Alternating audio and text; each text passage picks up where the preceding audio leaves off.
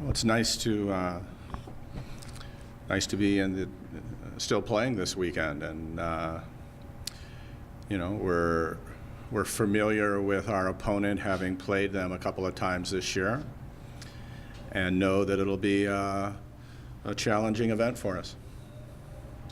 Questions for the student athletes or coach? Go ahead. For coach and any of the student athletes, you guys are on a pretty heavy winning streak right now. Is that ever in your mind? You've got a whole lot on the line with these matches going forward. Is that ever in your mind? No, at least not in my case. I don't know what the players think. I know we had a few years back, we had a real long one too that everybody talked about, and I never knew that either. You know, when you get in the tournament, it's first weekend, it's a 2-match weekend. And then if you're lucky enough to win that, you go to another 2-match weekend. So, you know, the goal is to win the match you have in front of you, not to, you know, look at past performances. I think the student athletes, what are you excelling at? Go ahead. No, you're fine. I was just going to say. What are you excelling at right now? The last time you played Michigan State was over almost a month ago. So what have you improved on since then that you're really excelling at right now? I think we're just working a lot on ball control and what we can control on our side of the net. Anytime you play a team in the tournament, they're good, and everyone realizes, you know, one loss and you're done. So everyone's playing hard and trying to control what we can and kind of neutralize what they do as well.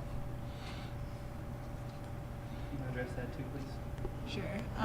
Like Dom said, we've just been working on ourselves a lot. I mean, our passing's been really good recently, so I mean that's definitely a plus for us. And we've been working on finishing out, like closing games and grinding to the end of the game. So I think we've been improving on that since we played them last. Go ahead. Coach, could you just give us your impressions of Michigan State, having played them twice and split that series this year? Well, I mean, they had a great first half of the Big Ten season. You know, they beat us. I think they beat Nebraska. And, you know, they've got veteran players at key positions. They have 4 or 5 seniors. They've got the 2-time Libero of the Year in our conference. So I think the system is good. The 6'2" is good. The middles are very athletic. You know, Matthews, you know, touches close to 11 feet, so that's a challenge for playing on a woman's net. And, you know, I think they're good. I mean, they're good at every position. They're athletic. They take big swings at the ball. And, you know, we're going to have to play really well. We played well the last time we played them at Michigan State. And I thought we had a good focus and a good game plan. And I think a great deal of the success we had in that match where the players wanted to reverse the outcome from the match where we played them at Penn State. And, you know, we had opportunities to win, and they did. So I wasn't hesitant to point that out to the players for 6 or so weeks.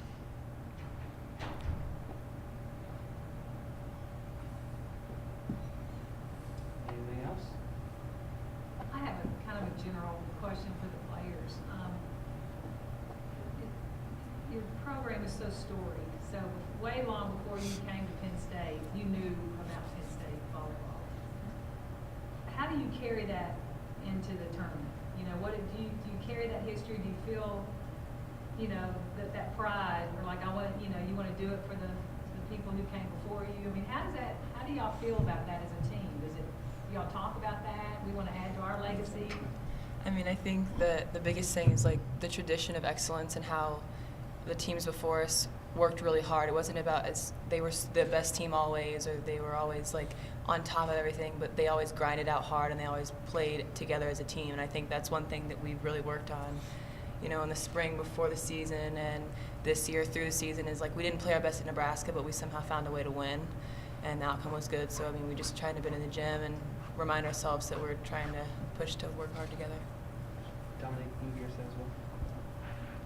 Yeah, I believe, you know, we were young and we watched Alicia Glass and Megan Hodge go through the program, and, you know, they're doing great things now in volleyball still. So you know, it's a great opportunity to play at a great program, and you kind of want to uphold what others have done for the past, but at the same time kind of create your own destiny with our team here.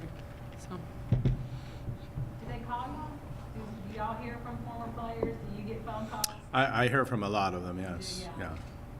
Especially I mean, this time? yeah, this time, you know, throughout the season, we hear from a lot of the former players, and a lot of them are opinionated on how much easier the girls have it now. You know, I'm sure if you were talking to the girls at Texas, you'd say, hey, when I was playing there, Mick was killing us. You guys, it's a country club. So, I mean, it's good that they understand a little bit about tradition. I think that's an important part of college athletics, that the people have a vested interest in what they're doing. But all of the teams here have traditions, and all of the teams have a great deal of pride in their institution. And so, you know, we're not unique in that. So we just have to focus on the things we control and not get too caught up in all the noise, as I say. Aaron, what did you learn your freshman year when you all, like, maybe as a senior, you're really trying to get your teammates to understand what it takes? You know, and what do you remember from 4 years ago, 3 years ago that will help you?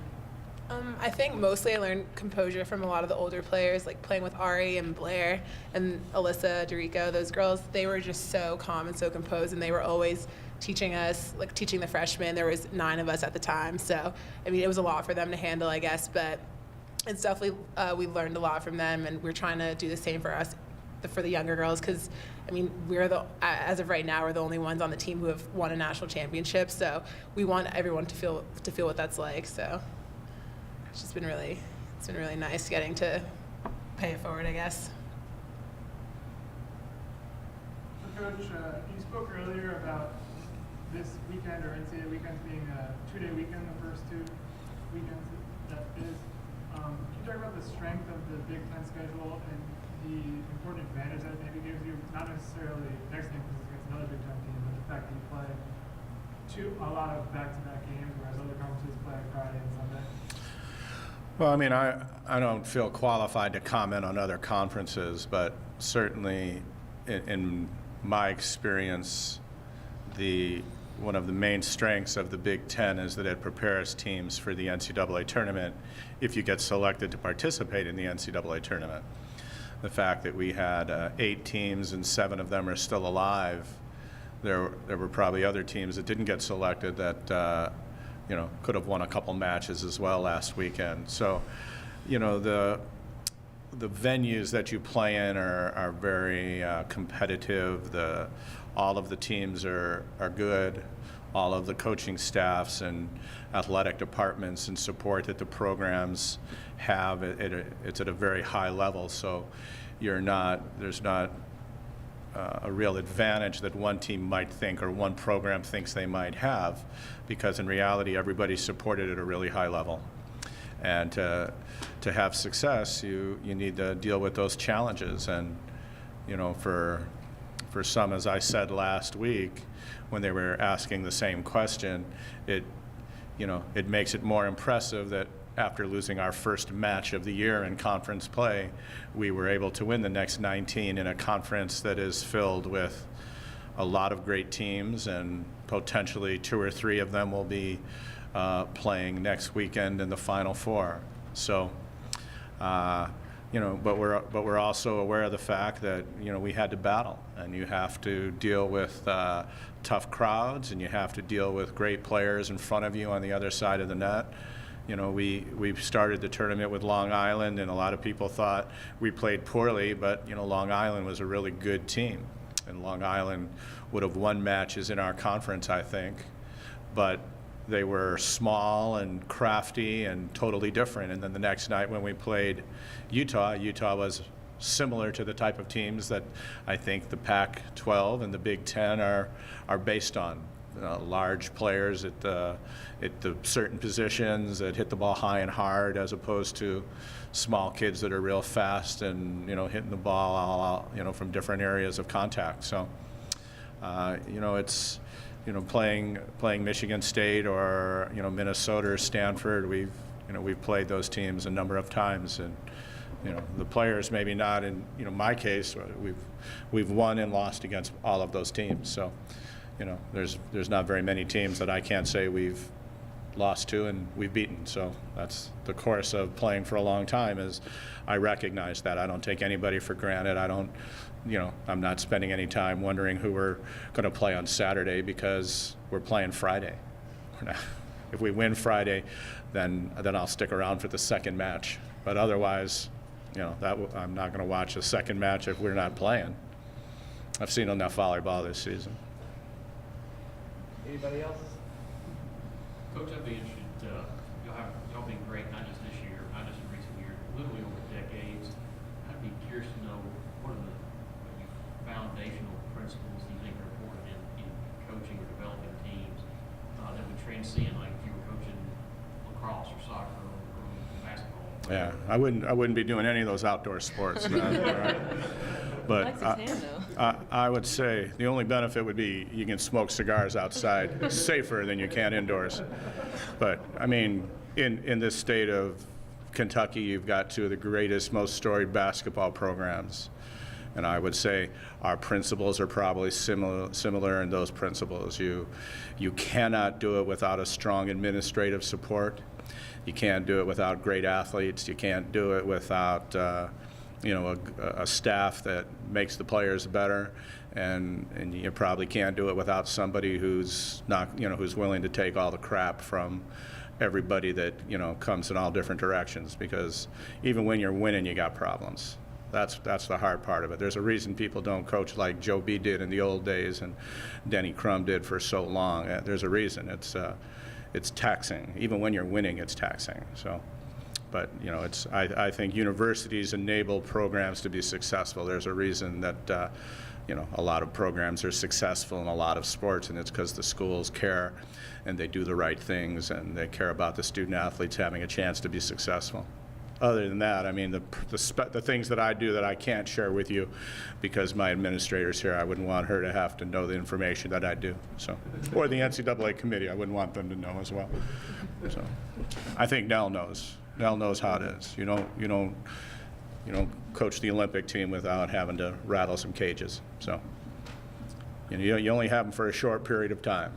So the goal is again to be the best they can be while you have them, not to make sure they're happy all the time.